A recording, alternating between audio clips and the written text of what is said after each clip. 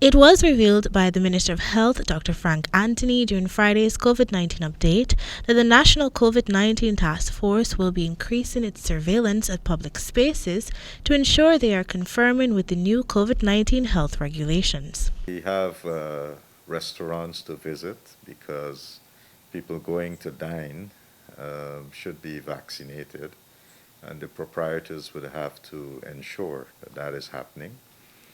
People who are going to bars, again, must have their vaccination card to show that they have been vaccinated.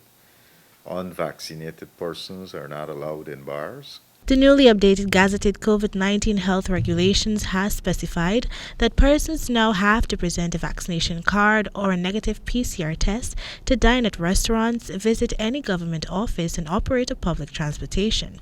In addition to bars and casinos, the minister said the task force will also be visiting various ministries to ensure that the new rules are being effectively implemented.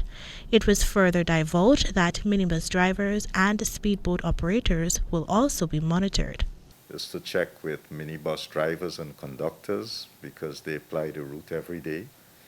And if they're unvaccinated, if they're not able to show their vaccination card, well, then they'll have to face the penalties. And the new measures seem to be working since there has been a marked increase in the number of persons accessing the jabs, the minister said.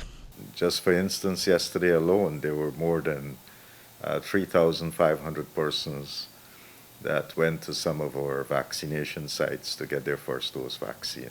The minister assured that there are enough vaccines available in the country to ensure that every citizen becomes vaccinated.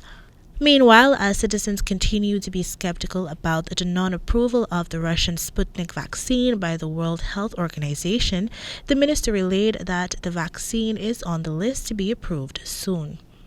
But there are also a number of vaccines that are in the pipeline for approval. There are probably about 5 or 6 more that are there awaiting WHO's consideration and approval.